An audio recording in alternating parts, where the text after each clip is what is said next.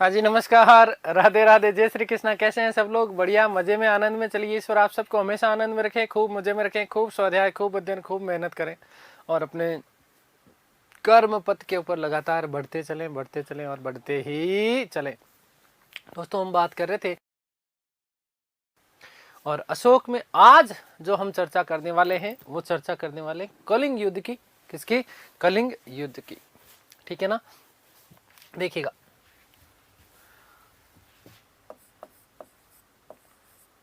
अशोक, और इसी में अशोक में हम लोग बात कर रहे हैं किसकी? कलिंग युद्ध की। कलिंग युद्ध। तो मैं सारी चीजें कल की क्लास में आपको समझा गया था। आज केवल और केवल चीजें आप लोगों को लिखनी ही है।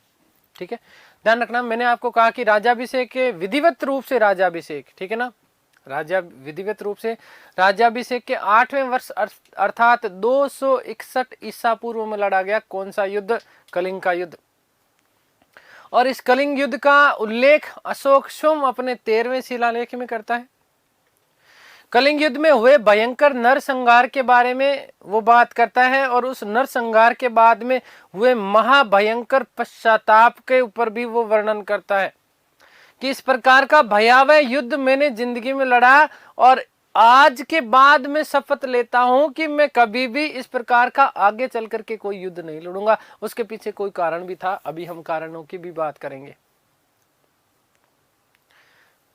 फिर हमने बात की कि कलिंग युद्ध के मुख्य जो प्रमुख रूप से जो कारण हमारे सामने आते हैं वो कारण कौन कौन से?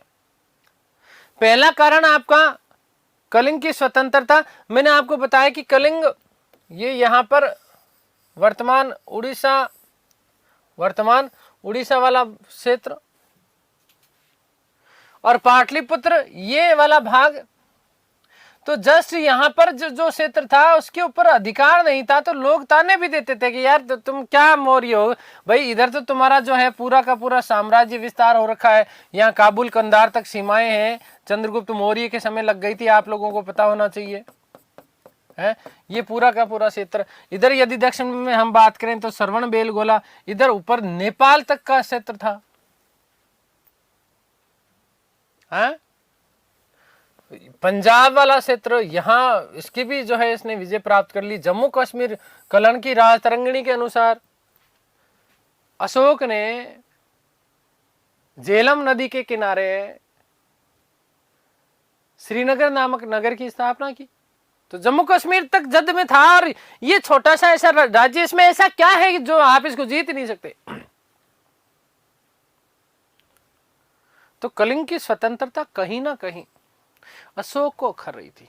दूसरा, मैंने आपको कहा क्योंकि बिंदुसार ने खूब धन लुटाया, उसके बाद अशोक ने लगातार 4 वर्ष तक उत्तराधिकार संघर्ष लड़े और इन उत्तराधिकार संघर्षों के कारण पाटलिपुत्र की जो अर्थव्यवस्था थी वो अर्थव्यवस्था थोड़ी सी कमजोर हो गई थी। इस स्थिति में जो कलिंग है, यहां कलिंग में 2 चीजें प्रमुख रूप से, एक तो कपड़े का व्यापार भी उन्नत अवस्था में था और दूसरा चीज मैंने आपको बताया, मैंने कहा कि हाथीदांत व्यापार बहुत उन्नत अवस्था में था और हाथीदांत व्यापार उस समय के सबसे बड़े व्यापारों में से एक। तीसरी चीज, यदि पाटलिपुत्र को यहां अशोक को अपना कोई भी व्यापार दक्षिणी पूर्वी एशियाई देशों के साथ में करना है तो यहां ताम्रलिप्ति बंदरगाह हुआ करता था। कौन सा बंदरगाह? ताम्रलिप्ति बंदरगाह हुआ करता था। तो ताम्रलिप्ति बंदरगाह के ऊपर आने के लिए एक तो या तो इसको सीधा सीधा रास्ता मिले या तो इसको सीधा सीधा रास्ता मिले और या फिर ये इधर यहां से घूम करके आए तो इसका खर्चा भी ज्यादा होगा। तो यदि कलिंग के ऊपर अधिकार हो जाता है, कलिंग के ऊपर अधिकार हो जाता तो ये बाईपास बन जाएगा। इसके लिए क्या बन जाएगा? बाईपास बन जाएगा। तो ये भी एक बड़ा कारण था क्योंकि पूर्वी एशियाई देशों के साथ में व्यापारिक मार्ग चाहिए था इसको। और एक बात और, हाथी गुम्फा अभिलेख जो कि कलिंग शासक खारवेल का है, उड़ीसा, कलिंग वर्तमान उड़ीसा है, ध्यान रखना बेटा। इस हाथी गुम्फा अभिलेख में खारवेल ने लिखा कि जिस समय अशोक ने कलिंग के ऊपर आक्रमण किया उस समय वहां का जो शासक हुआ करता था उसका नाम था नंदराज। क्या नाम था? नंदराज। इस नंदराज ने अशोक के पिता बिंदुसार का क्या किया था, अपमान किया था, इसलिए अशोक अपने पिता के अपमान का बदला भी लेना चाहता था। तो ये प्रमुख कारणों में से एक कारण और माना जाता है।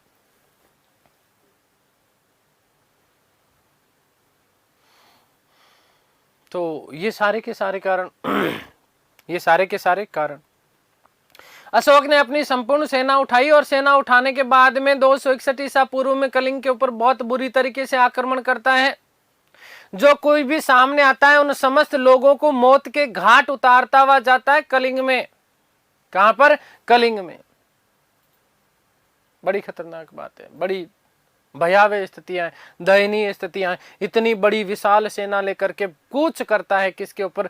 कलिंग के ऊपर 261 ईसा पूर्व में। और जो कोई सामने आता है उन समस्त लोगों को मारता हुआ चला जाता है, मारता हुआ चला जाता है। और अंतिम समय में कुछ घटनाएं ऐसी हो जाती हैं कि साहब केवल और केवल लाशों के ढेर ही नजर आते हैं, लाशों के ढेर ही नजर आते हैं। आधी गली कटी जो लाशें थी, इस प्रकार से लाशों का ढेर ही नजर आता है और इसके अलावा कुछ भी नजर नहीं आता। चारों तरफ से रक्तपात, चारों तरफ से लहू की, ऐसा कहा जाता है कि नदियां बह निकली थी। चारों तरफ से क्या निकल रहा था? लहू ही लहू आ रहा था। इतना भयंकर महाविनाशक युद्ध लड़ा गया था। किसके द्वारा? कलिंग में अशोक के द्वारा। और इन लाशों के ढेर पर रक्त रंजित, कौन? रक्त रंजित होकर के लाशों के ढेर के ऊपर खड़ा हुआ अशोक अपने हाथ में बड़ी सी इसकी तलवार लिए हुए, जिससे रक्त की बूंदें भी टपक रही थी, रक्त की बूंदें भी इससे क्या कर रही थी? टपक रही थी। चारों तरफ से रक्त रंजित ये तलवार लेकर के चारों तरफ दृश्य देखता है तो लाशों के अलावा कुछ दिखाई ही नहीं देता। जहां देखता है वहां केवल और केवल क्या है? लाशें हैं और इनसे निकलता हुआ रक्त है। और दूसरी ओर इन मृतकों के जितने परिवार वाले लोग थे, वो परिवार वाले लोग विरह में, वेदना में बड़े भयावह रूप से रो रहे हैं। इनके जो जिनके कईयों के पति मारे गए, जिनके कई पिता अनाथ हो गए पिता की दृष्टि से, तो वो बालक रो रहे हैं, महिलाएं रो रही हैं।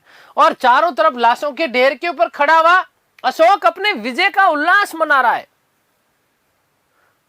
बड़े अट्ठास भर रहा है कि हा हा हा हा, मैंने कलिंग जीत लिया, लाखों लोगों को मार दिया। बड़ा भयावह युद्ध,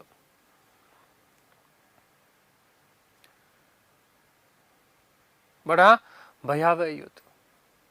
अब यहां पर कुछ अनुश्रुतियां हैं, देखिएगा। ऐसा कहा जाता है कि इसी समय यहां पर एक छोटा सा अबोध बालक आता है और बालक अपने हाथ में तलवार लेकर के आता है। क्या लेकर के आता है? तलवार लेकर के आता है। छोटा सा अबोध बालक है जिसकी आंखों में अंगारे हैं, जिसकी आंखों में क्या है? अंगारे हैं। और इसको कहता रहे अशोक दुष्ट आदमी, अभी तू उल्लास मत मना, अपनी विजय का जश्न मत मना, क्योंकि अभी भी अंतिम योद्धा तेरे सामने खड़ा है। पहले मुझे मार, मेरे साथ में युद्ध कर, और युद्ध करने के बाद में यदि तू मुझसे जीत जाए तो अपनी विजय श्री का उल्लास मनाना, उससे पूर्व विजय मत मना। अशोक ने यूं देखा नीचे, एक बिलांत को आदमी, हाँ, छोटा सा आदमी, तू लड़ेगा मेरे से? हाँ मैं लड़ूंगा, तेरे जैसी दुष्ट आत्मा के लिए तो मैं ही पर्याप्त हूं, क्योंकि तू राजा कहलाने के लायक नहीं है। तू राजा बन गया लेकिन तुझे राजत्व का सिद्धांत ही नहीं पता, राजा होता क्या है तुझे यही नहीं पता, और तेरे जैसे दुराचारी आदमी के साथ में मैं लड़ने के लिए तैयार हूं।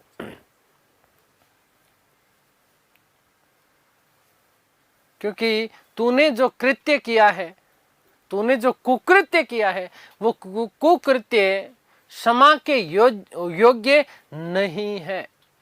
क्योंकि राजा का कभी भी दायित्व ये नहीं होता कि वो अपनी जनता का भक्षण करे, अपनी जनता का विनाश करे। राजा का दायित्व तो ये है कि वो अपनी जनता का संरक्षण करे, अपने जन के लिए जन कल्याण की चीजें करे। तू राजा कहलाने के लायक नहीं है।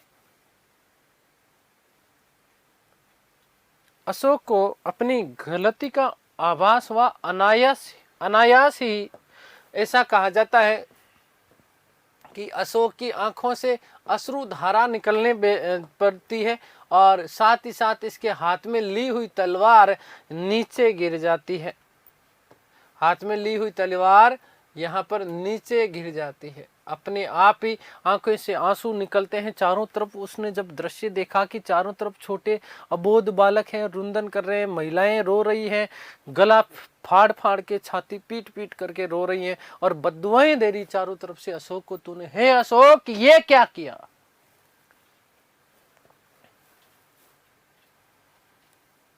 अशोक को आभास हुआ कि ये काम तो मैंने गलत किया है, ये काम तो मैंने गलत किया है। ऐसा कहा जाता है कि अशोक इन समस्त लोगों के नीचे आकर के क्षमा मांगता है और इस बालक के सामने घुटनों के बल बैठ जाता है। यहाँ इससे क्षमा याचना करना प्रारंभ कर देता है और पूछता है कि अब क्या करूं, अब क्या करूं, मेरी जो ये अक्षम्य अपराध मैंने किया है, क्या मैं इसको कैसे सुधारूं। तो बालक कहता है, क्या कहता है, बुद्धं शरणं गच्छामि, धम्मं शरणं गच्छामि, बुद्धं शरणं गच्छामि, धम्मं शरणं गच्छामि, संघं शरणं गच्छामि, बुद्धं शरणं गच्छामि। बुद्ध की शरण में जाओ, धम्म की शरण में जाओ, संघ की शरण में जाओ, वहां से तेरा मानसिक विकास होगा और जन कल्याण के लिए अपना जीवन यापन कर दे, जन कल्याण के लिए अपना जीवन लगा दे।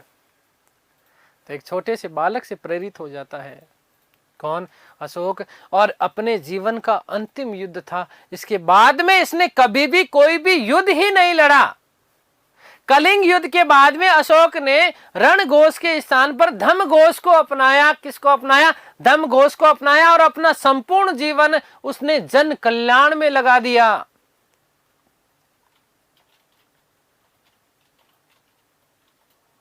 अपना संपूर्ण जीवन उसने जन कल्याण में लगा दिया। उसने न केवल मानव अपितु जानवरों के लिए भी चिकित्सालय खुलवाए, फ्री में औषधियां बंटवाना प्रारंभ किया।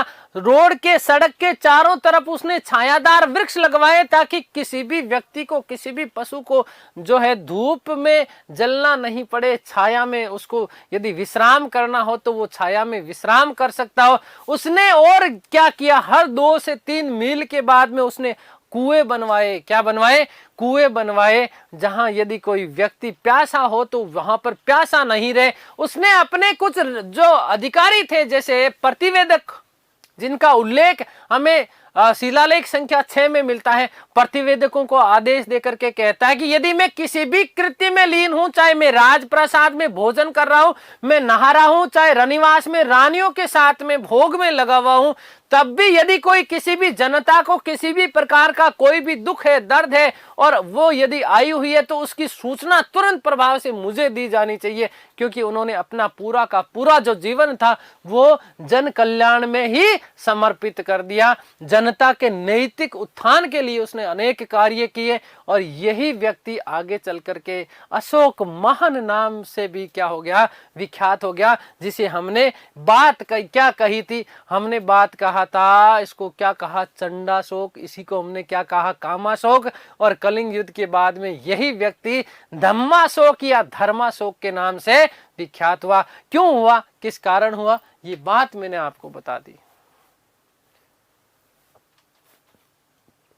तो इस प्रकार से अपने जन कल्याण के कार्यों के माध्यम से संपूर्ण जनता को जीतने वाला प्रथम, धर्म की नीति से, धर्म की नीति से जीतने वाला प्रथम शासक माना जाता है कौन? अशोक। इसके द्वारा कलिंग युद्ध जो था वो अंतिम युद्ध लड़ा गया। इसके बाद इसने अपने जीवन में कभी भी किसी भी प्रकार का कोई भी युद्ध नहीं लड़ा, ऐसा उल्लेख हमें देखने को मिलता है। तो बड़ा भयावह युद्ध था, बड़ा भयावह युद्ध था। अपने राज्याभिषेक के 13वें वर्ष इसने धम्म महामात्रों की नियुक्ति की, जिसका उल्लेख हमें शिलालेख संख्या 5 में मिलता है। और दूसरा उल्लेख उसका शिलालेख संख्या 12 में मिलता है, जहां हम बात करेंगे धार्मिक सहिष्णुता का लेख, शिलालेख। ठीक है, आगे बात समझ में, कलिंग युद्ध की बातें आप लोगों को लिखने वाला हूं, देखिएगा, ध्यान दीजिएगा।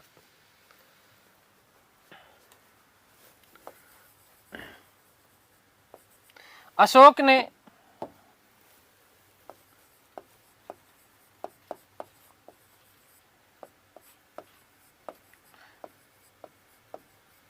दो सौ इकसठ ईसा पूर्व में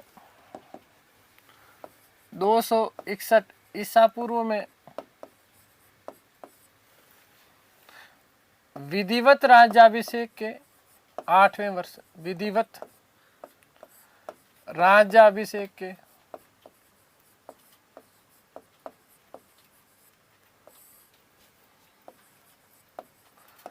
8वें वर्ष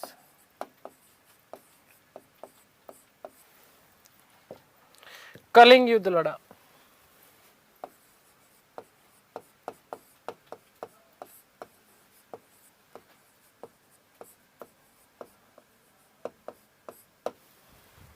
ठीक है, उल्लेख कहाँ मिलता है?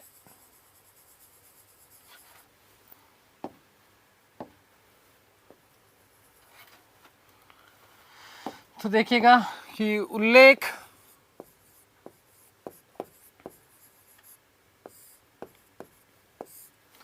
अशोक ने स्वयं अपने, ये सीधे सीधे डायरेक्ट प्रश्न है बेटा, ध्यान से सुनना।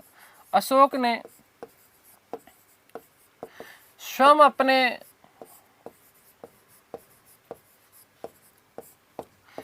13वें शिलालेख में किया है, 13वें शिलालेख में किया है।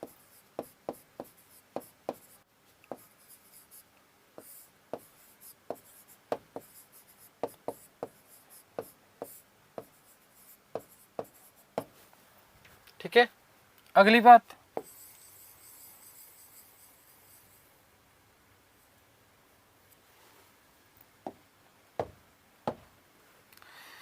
कि अशोक के जीवन का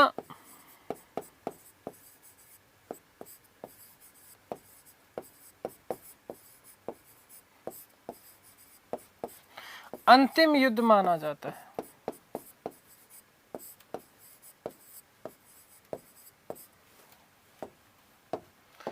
इस युद्ध के बाद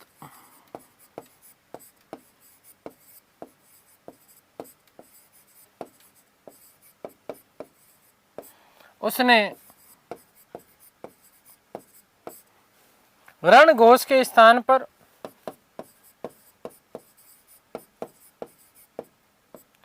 बेटा ध्यान देना, रणघोष का मतलब युद्ध नीति होता है ना। रणघोष का मतलब क्या है? युद्ध नीति। रणघोष के स्थान पर क्या करा उसने? धम्मघोष। धम्मघोष का मतलब धम्म नीति। ठीक है, रणघोष के स्थान पर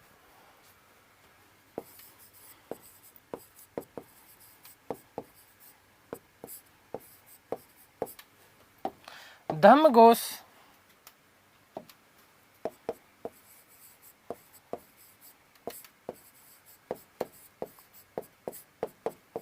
का अनुसरण किया।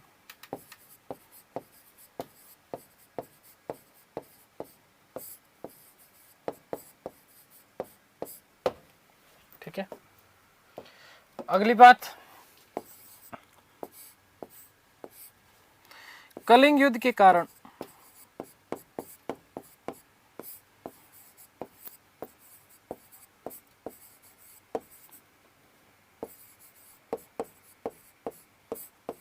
क्या क्या कारण देखें। एक तो कलिंग की स्वतंत्रता,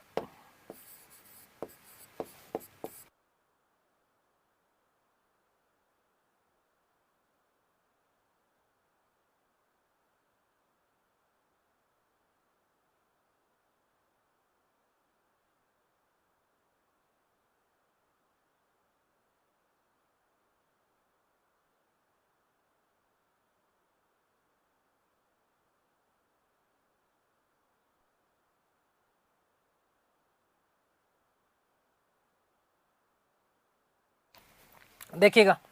नंबर दो बेटा क्या है? कलिंग का व्यापार, मतलब आर्थिक कारण है। क्या है? आर्थिक कारण। और कलिंग के व्यापार में विशेष रूप से हाथीदांत व्यापार और कपड़ा व्यापार। आर्थिक कारण, आर्थिक कारण क्या था? आर्थिक कारण तो कलिंग में हाथी दांत व्यापार, हाथी दांत व्यापार व कपड़ा व्यापार, कपड़ा व्यापार का व्यापार, क्या कर रहा हूं मैं भी, व्यापार, कलिंग हाथीदांत व्यापार वे कपड़ा व्यापार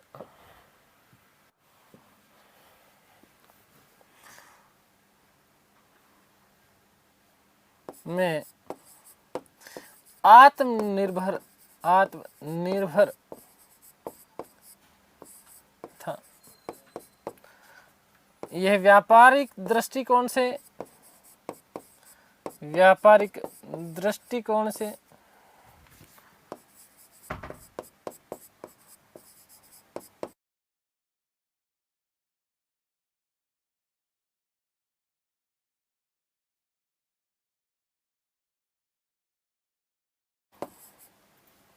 विकसित अवस्था में था,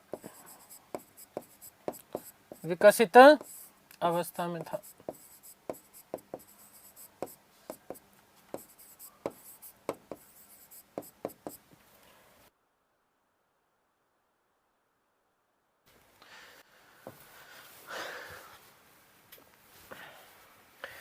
तीसरा पॉइंट क्या बेटा, विशेष रूप से ध्यान रखना,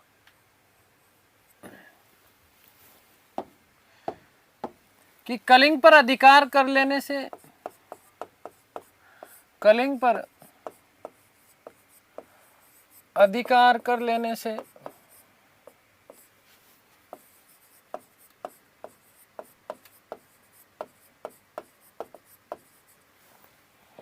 अशोक को दक्षिणी पूर्वी एशियाई देशों के साथ, अशोक को दक्षिणी पूर्वी एशियाई देशों के साथ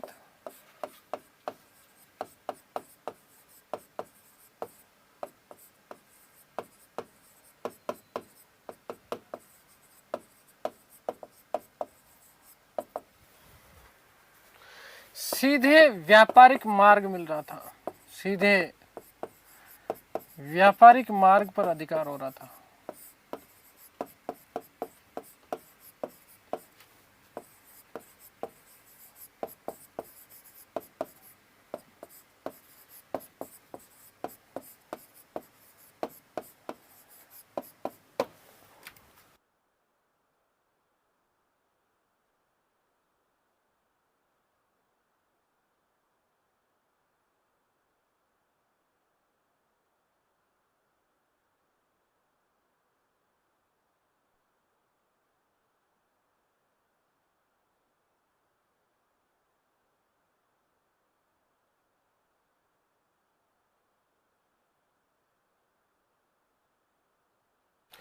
और अगला नेक्स्ट 3 नंबर पॉइंट विशेष रूप से, क्योंकि इसको अपन आर्थिक में शामिल कर सकते हैं। खारवेल के हाथी गुम्फा अभिलेख के अनुसार, के हाथी गुम्फा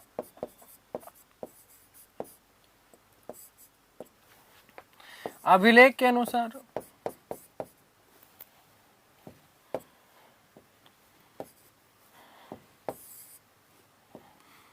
अभिलेख के अनुसार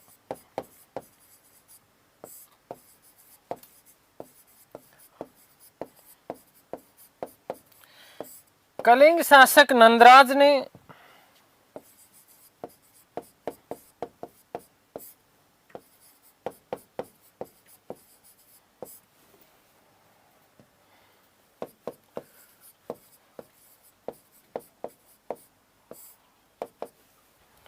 कलिंग शासक नंदराज ने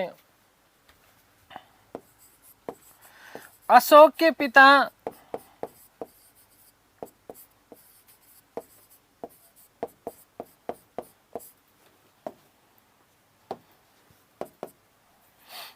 बिंदुसार का अपमान किया।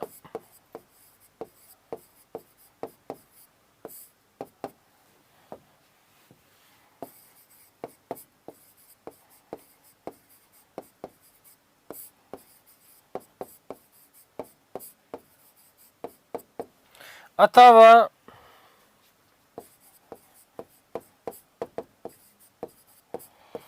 अपने पिता के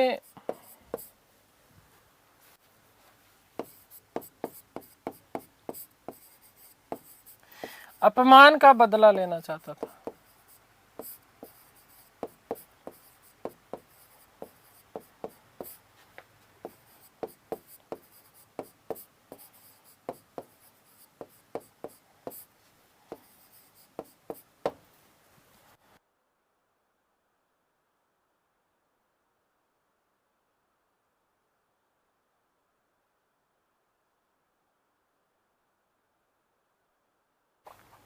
आगे बात समझ में क्लियर है ना?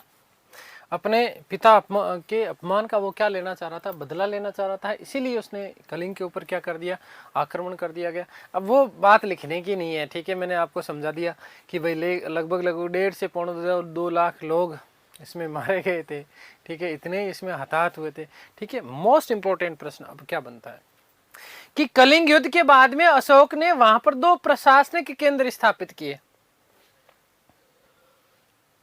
कलिंग युद्ध के बाद में अशोक ने संपूर्ण कलिंग का प्रशासन सुव्यवस्थित रूप से संचालित करने के लिए वहां पर 2 उसने प्रशासनिक केंद्र स्थापित किए। कौन कौन से प्रशासनिक केंद्र? एक था आपका उत्तरी केंद्र, दूसरा दक्षिणी केंद्र।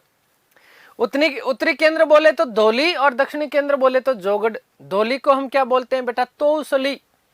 क्या बोलते हैं? तौसली। और जोगढ़ को हम क्या बोलते हैं? समपा।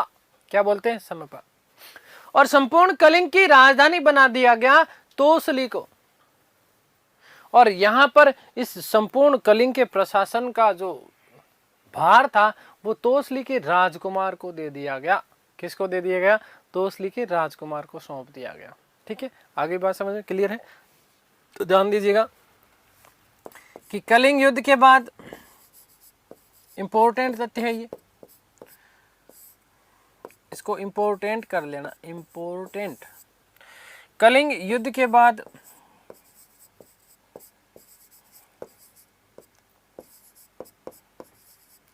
अशोक ने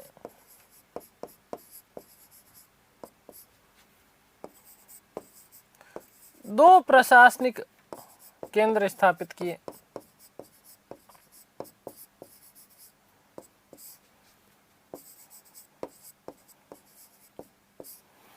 कौन कौन से? एक तो उत्तरी केंद्र बेटा, पहला उत्तरी केंद्र,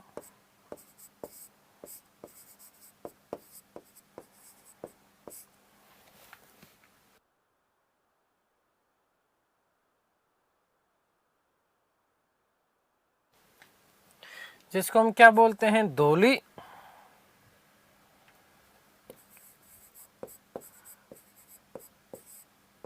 धौली, इसी को हम क्या बोलते हैं बेटा जी? तौसली। तौसली। और नंबर 2 दक्षिणी केंद्र,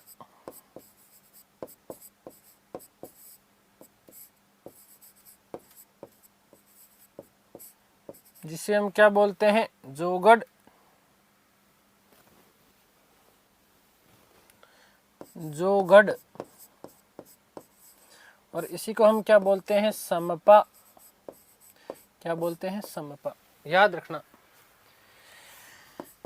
कि कलिंग की राजधानी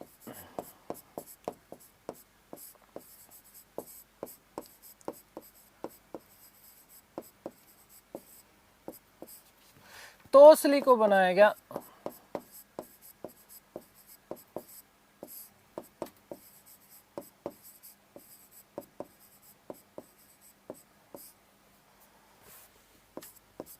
किसको बनाया गया? तौसली को बनाया गया। और प्रशासन वहां के राजकुमार को, प्रशासन वहां के राजकुमार को सौंप दिया।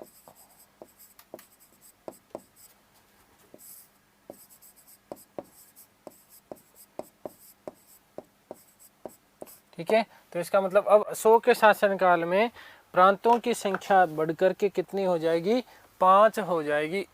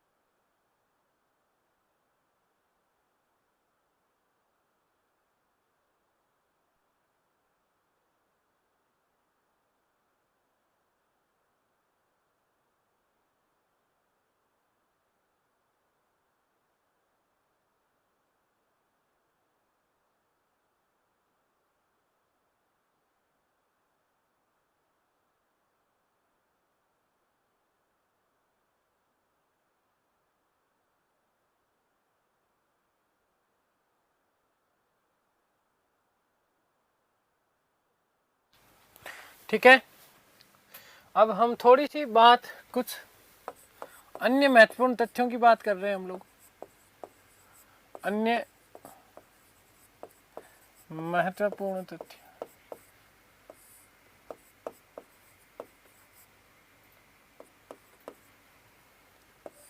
यहीं पर देखो, ध्यान से सुनना बेटा। एक तो हमने 3 पार्ट में विभाजित किया था, उसका पहला पार्ट हमने पढ़ लिया है, ठीक है, जहाँ से चंडाशोक और कामाशोक। दूसरा पार्ट हम पढ़ेंगे जिसे उसे धम्माशोक कहा गया, तो वो मैं आपको पढ़ाऊंगा अशोक व बौद्ध धर्म। अशोक व उसके साथ में उसका बौद्ध धर्म, ठीक है। लेकिन उससे पहले कुछ महत्वपूर्ण तथ्य मैं आप लोगों को लिखवाना चाह रहा हूँ, ठीक है ना। देखिएगा कि कल्याण की राज तरंगिणी के अनुसार, कल्याण की राज तरंगिणी के अनुसार वो कहता है, क्या कहता है कि साहब अशोक ने झेलम नदी के किनारे एक श्रीनगर नामक नगर की स्थापना की थी। और कल्याण की राज तरंगिणी में ऐसा उल्लेख मिलता है कि अशोक जो था वो शैव अनुयायी था, शैव अनुयायी था। दूसरा, अशोक ने नेपाल में देवपाटन या ललित पाटन, ठीक है ना, अशोक ने कहां पर, नेपाल में देवपाटन या ललित पाटन नामक नगर की स्थापना की थी, ऐसा उल्लेख मिलता है हमें सारनाथ लेख में। कहां पर उल्लेख मिलता है, सारनाथ लेख में। केवल और केवल, अब कुछ इतिहासकार, कुछ किंवदंतियां हो सकती है या प्रामाणिक तथ्य है नहीं है, देखो हम नहीं कह सकते, क्योंकि कुछ पुस्तकों में उल्लेख मिलता है और कुछ में नहीं मिलता। क्या मिलता है बेटा, कि केवल और केवल असम कामरूप को छोड़ दें, असम का प्राचीन नाम कामरूप, तो असम कामरूप को छोड़ करके संपूर्ण जो देश था, भारत का देश, ये सारा का सारा जो देश था, ये अशोक के जद में था, अशोक के साम्राज्य में आया करता था। आगे बात समझ में क्लियर है, तो ये चीज आप ध्यान रखिएगा। देखिएगा कि कल्याण की राज तरंगिणी के अनुसार,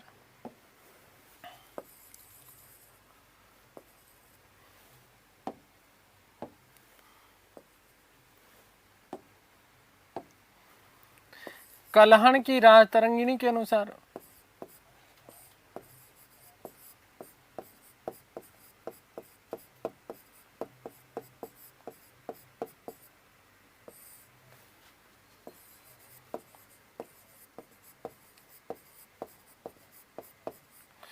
अशोक ने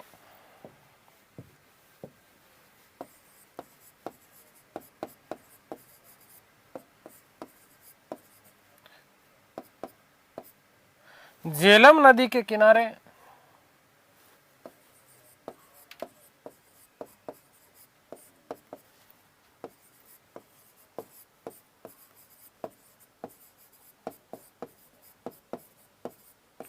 श्रीनगर की स्थापना की।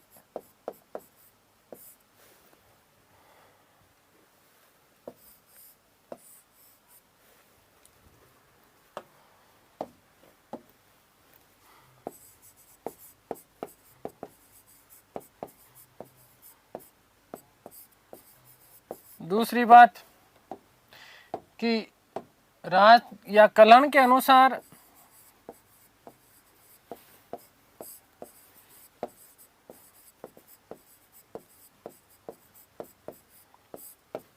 अशोक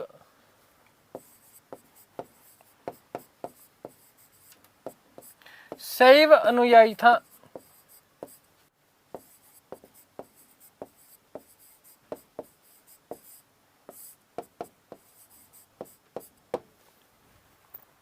अगली बात कि अशोक ने सारनाथ लेख के अनुसार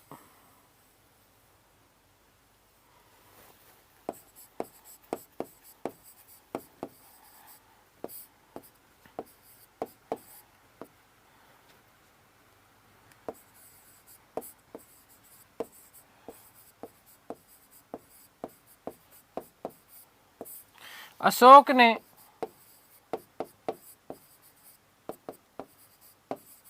नेपाल में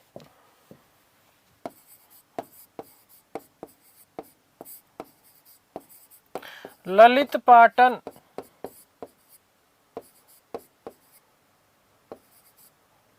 या देवपाटन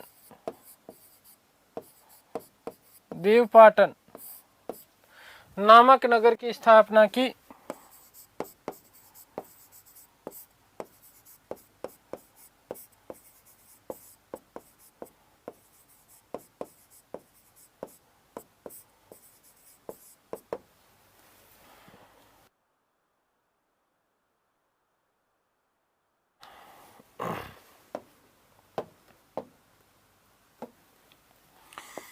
केवल असम कामरूप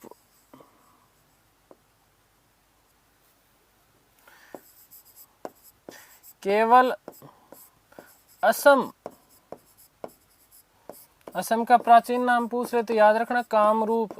ये बहुत बार आया हुआ है, फर्स्ट ग्रेड में भी पूछा जा चुका है भाई, आरएस में भी आया हुआ है। ठीक है, असम कामरूप ही अशोक के साम्राज्य से बाहर था। अशोक के साम्राज्य में शामिल नहीं था।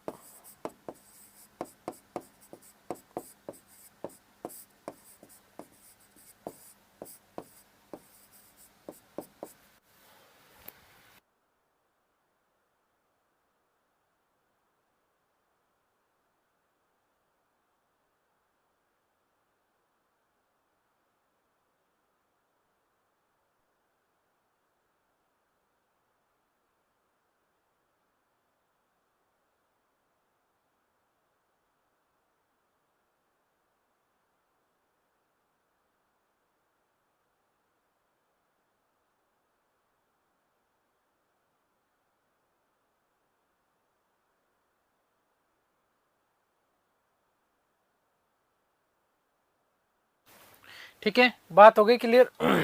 तो ये बातें आपको विशेष रूप से ध्यान रखना है। अब मैं अशोक के दूसरे पार्ट की बात कर रहा हूँ, जहाँ हमने उसके संपूर्ण शासनकाल को 2 भागों में विभाजित किया था। जहाँ मैंने आपको धम्माशोक की बात कही थी। क्यों कहा जाता है धम्माशोक? उसके पीछे अशोक का बौद्ध धर्म कारण माना जाता है। अशोक का बौद्ध धर्म क्या माना जाता है बेटा?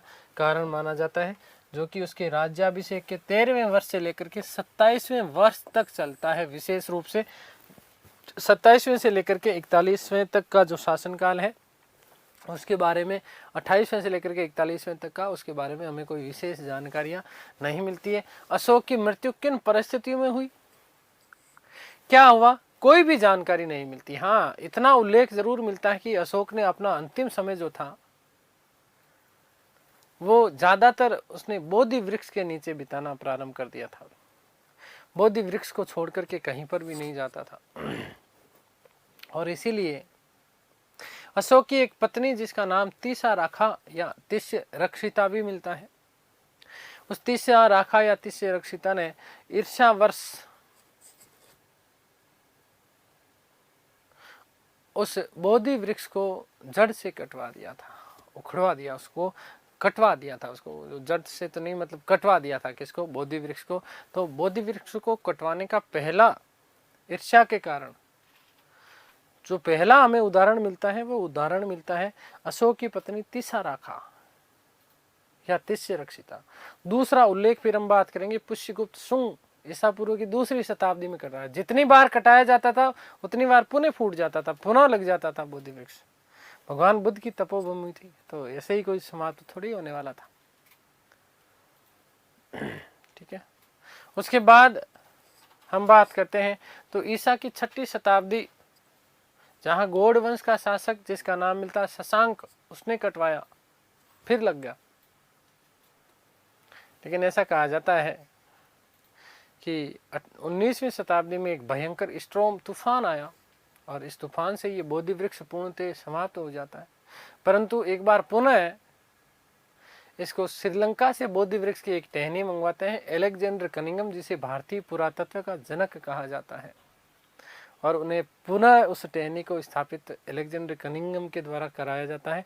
और आज भी ये बोधि वृक्ष अपने स्थान पर उसी स्वरूप में खड़ा हुआ आपको मिलेगा, यदि आप देखेंगे कभी गया जाएंगे तो। खैर चलिए हम बात करते हैं अशोक पे उसके बौद्ध धर्म की।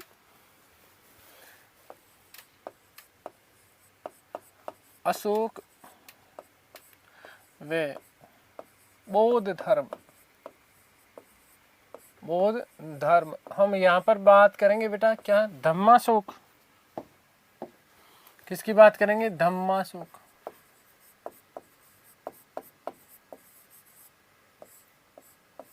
देखो ध्यान से सुनना, बौद्ध ग्रंथ दीपवंश और महावंश, इन दोनों ग्रंथों के अनुसार अशोक को उसके शासनकाल के चौथे वर्ष, उसके शासनकाल के चौथे वर्ष, इसका मतलब शासनकाल का चौथा वर्ष 269 ईसा पूर्व हो गया। ठीक है, शासनकाल के चौथे वर्ष निग्रोध नामक बौद्ध भिक्षुक ने अशोक को बौद्ध धर्म से दीक्षित किया, ऐसा उल्लेख मिलता है पहली बार।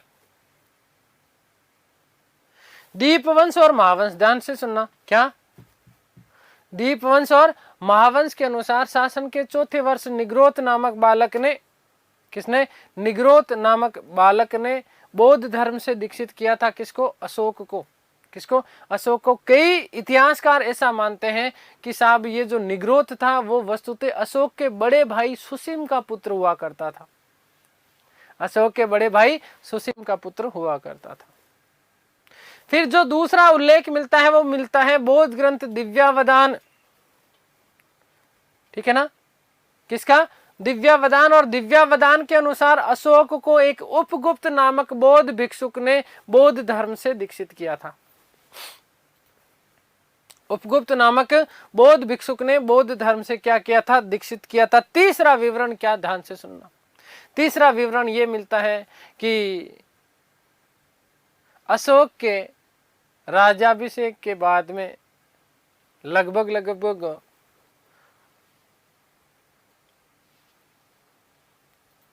251 ईसा पूर्व में तृतीय बौद्ध संगीति का आयोजन किया गया।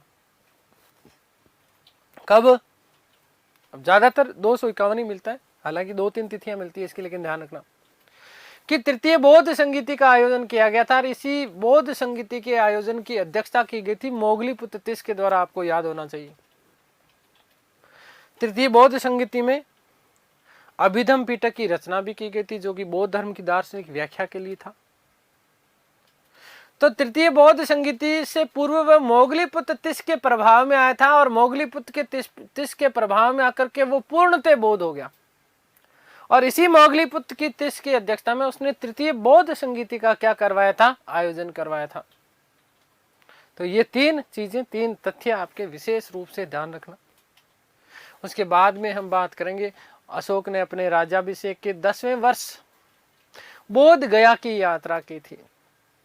कहाँ की, बोध गया की यात्रा की, इसका मतलब कलिंग युद्ध के बाद की बात कर रहा हूं मैं। ठीक है, बोध गया की यात्रा की और अपने राज्याभिषेक के 20वें वर्ष लुम्बिनी ग्राम की यात्रा की। कहाँ की, लुम्बिनी ग्राम की यात्रा की थी उसने, और इस लुम्बिनी ग्राम को धार्मिक कर से मुक्त घोषित कर दिया। लुम्बिनी ग्राम को उसने क्या किया, धार्मिक कर से मुक्त घोषित कर दिया। और न केवल धार्मिक कर अपितु उसने क्या किया, भूमि कर को भी घटा करके उसने आधा कर दिया। कितना कर दिया, 1/4 से 1/8 कर दिया। 1/4 से कितना कर दिया, 1/8, आधा हो गया ना।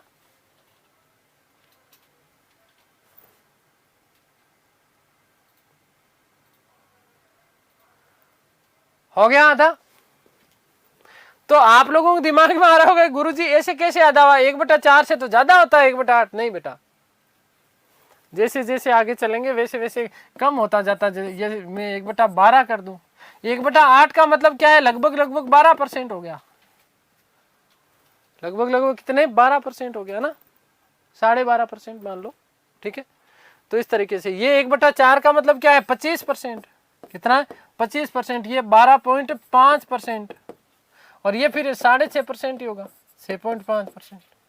इस तरीके से आगे बात समझ में। तो ये बातें आप लोगों के लिए विशेष स्मरणीय है, ध्यान रखिएगा कि दीपवंश व महावंश के अनुसार, पहली बात नंबर 1 कि दीपवंश व महावंश, दीपवंश वे महावंश के अनुसार सिंहली अनुश्रुतियां हैं ये। ठीक है, दीपवंश व महावंश के अनुसार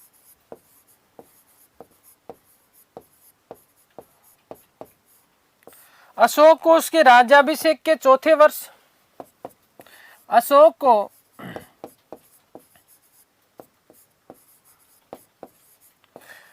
उसके राज्याभिषेक के, उसके राज्याभिषेक के, राज्याभिषेक के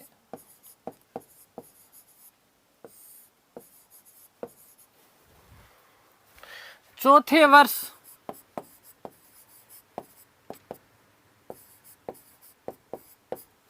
निग्रोथ नामक बालक ने,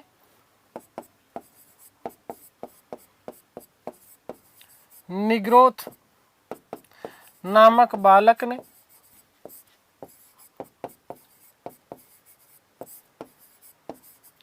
बौद्ध धर्म से दीक्षित किया।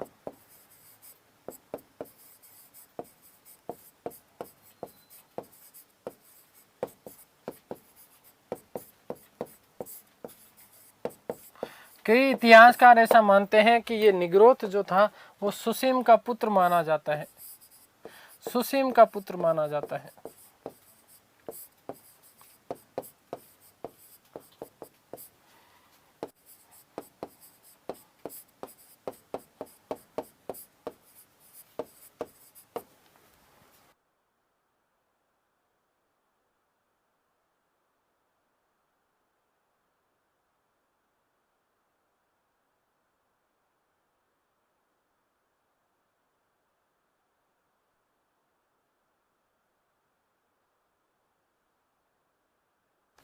चलिए आगे बात करते हैं। नेक्स्ट, दिव्यावदान के अनुसार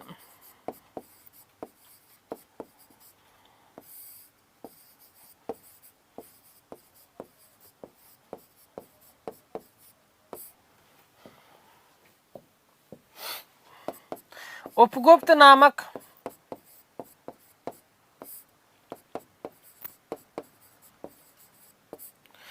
बौद्ध भिक्षुक ने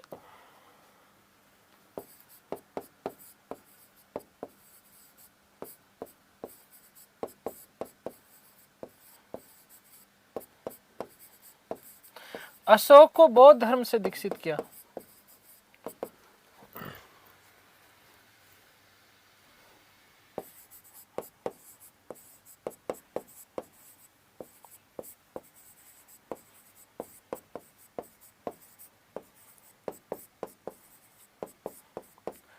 वहीं मोस्ट इंपोर्टेंट बात नंबर 3 कि मोगलीपुत्र किसके प्रभाव में आकर, मोगलीपुत्र तिस के प्रभाव में आकर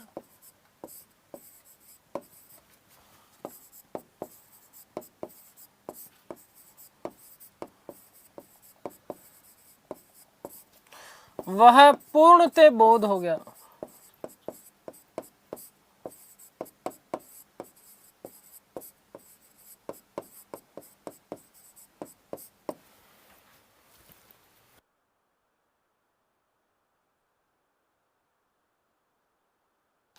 ठीक है, इसी की अध्यक्षता में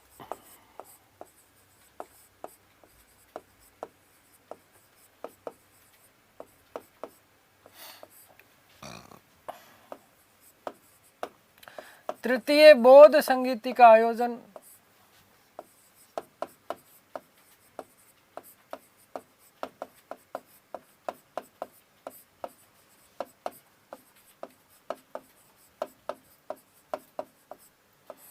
पाटलिपुत्र में किया गया।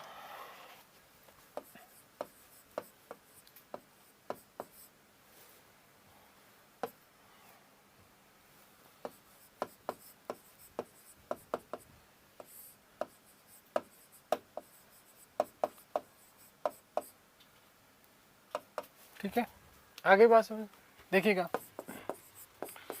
कि अशोक ने अपने राज्याभिषेक के 10वें वर्ष, अशोक ने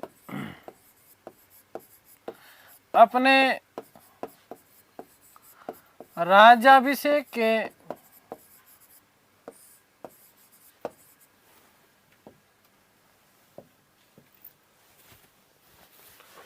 10वें वर्ष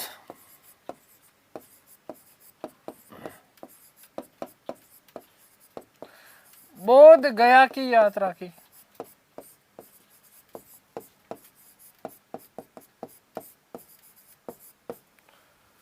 जबकि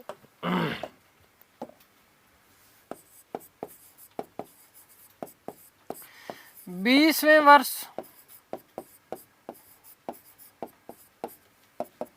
लुम्बिनी ग्राम की यात्रा की।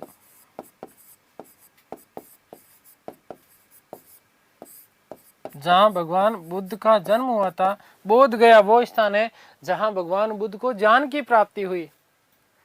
भगवान बुद्ध को ज्ञान की प्राप्ति कहाँ? बोध गया में। ठीक है, इसलिए तो बोध गया कहलाया वो।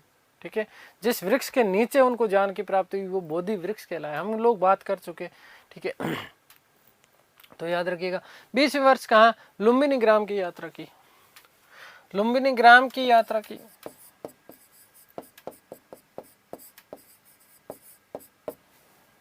देखिएगा कि लुम्बिनी ग्राम को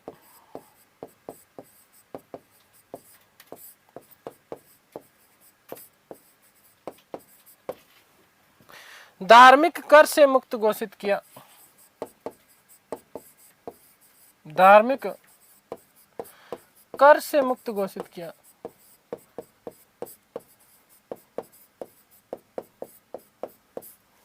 और दूसरी चीज कि भूमि कर को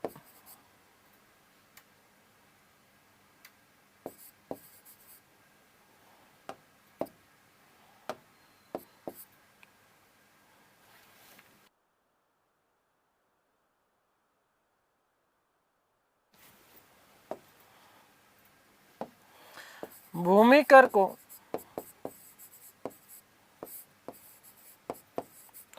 1/4 से घटाकर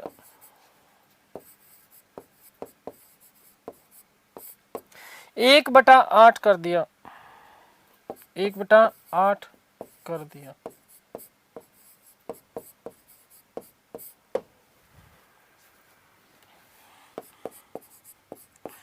ये जानकारी मोस्ट इंपॉर्टेंट बेटा, ध्यान रखना।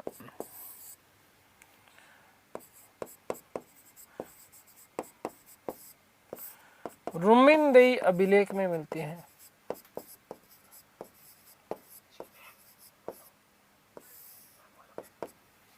रुमिनदेई अभिलेख में मिलती।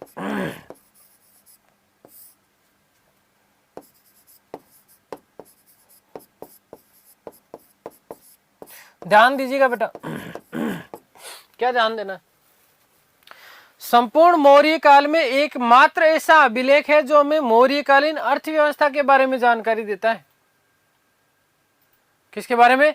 मौर्यकालीन अर्थव्यवस्था के बारे में जानकारी देने वाला एकमात्र अभिलेख आपका कौन सा है? रुमिनदेई अभिलेख। कौन सा? रुमिनदेई अभिलेख। अब यहां पर जो उल्लेख मिलता है वो 1/4 का मिलता है, जबकि कौटिल्य के अर्थशास्त्र में अभी जो है भूमि कर का उल्लेख 1/6 के रूप में मिलता है कि भूमि कर जो था वो 1/6 भाग लिया जाता था। भाग षष्टम दे, वहां पर एक शब्द लिखा हुआ मिलता है। वही यदि हम बात करते हैं मेगास्थनीज की इंडिका की, तो मेगास्थनीज किन्ने अपने इंडिका में 1/4 का उल्लेख किया है, वहीं रुमिनदेही में भी 1/4 का उल्लेख मिलता है, अन्य कहीं पर भी 1/4 का उल्लेख नहीं मिलता, 1/6 भाग का वहां पर क्या मिलता है, उल्लेख मिलता है। आगे बात समझ में क्लियर है? तो ये याद रखना, अशोक के धम्म की हम बात कर रहे थे। आगे बात करते हैं हम भाबरू बेराट, किसकी? भाबरू बेराट लघु शिलालेख जो मिला है, वहां पर अशोक का बुद्ध धम्म और संघ के प्रति आस्था व्यक्त करता है। कौन से में? भाबरू बेराट वाले में।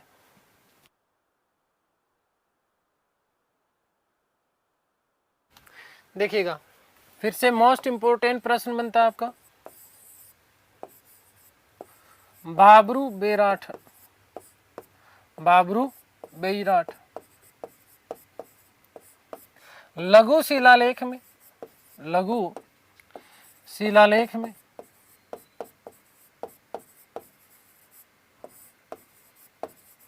अशोक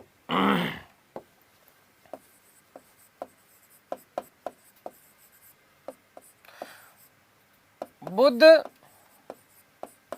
धम्म वे संघ के प्रति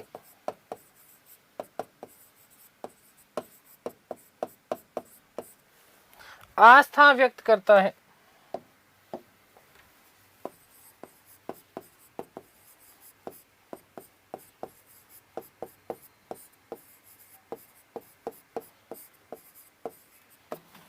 यह अशोक के बौद्ध होने का सबसे बड़ा प्रमाण है।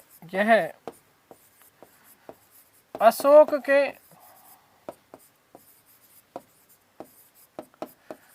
बौद्ध होने का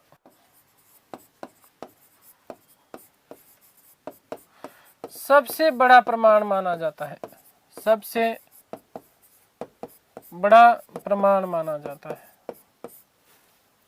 ठीक है, कौन सा? भाबरू बेराट वाला। बेटा याद रखना कि भाबरू बेराट वाला जो शिलालेख है, इसमें उसने बौद्ध ग्रंथों का अंकन भी करवाया। किसने? अशोक ने। इसकी खोज 1840 में कैप्टन बर्ट के द्वारा की गई थी। भाबरू बेराट जयपुर वाला है। ठीक है, और यदि वर्तमान में इसकी बात करें तो यहाँ पर मुझे भी जाने का सौभाग्य प्राप्त हुआ है। मैंने भी इस बेराट भाबरू वाले को देखा है। ठीक है, शिलालेख को नहीं देखा है, वहाँ पर जो स्तूप वगैरह जो चीज़ें थी, उन चीज़ों को मैंने अपनी आंखों से देखा है। हो सकेगा तो प्रयास करूँगा अगली जो हमारी कक्षा होगी, इस अगली कक्षा में आपको कुछ तस्वीरें भी मैं आपको दिखाऊंगा। ठीक है, वर्तमान में ये कलकत्ता संग्रहालय में रखा गया है। कहाँ पर?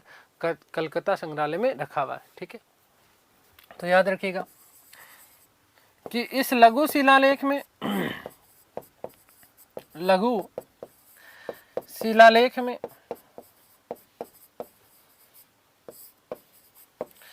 अशोक ने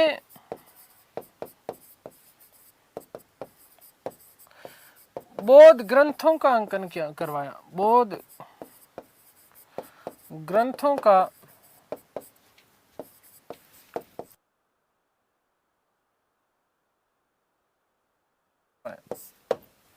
याद रखिएगा कि इसकी खोज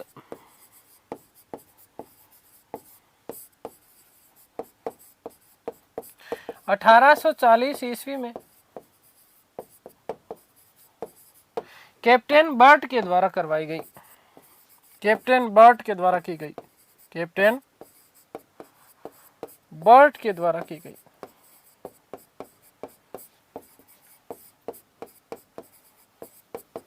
वर्तमान में यह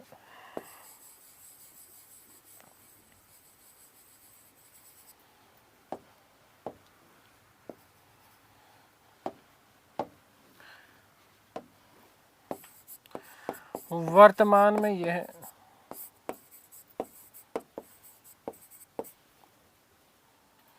कलकत्ता संग्रहालय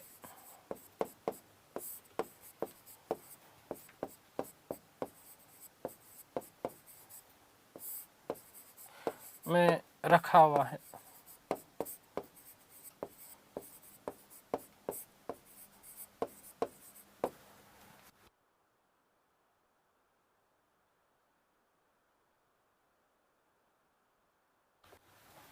लास्ट बात कि मास की लघु शिलालेख में, मास की लघु शिलालेख में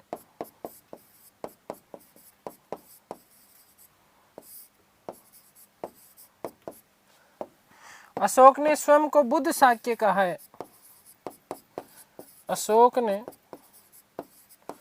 स्वयं को बुद्ध शाक्य कहा है।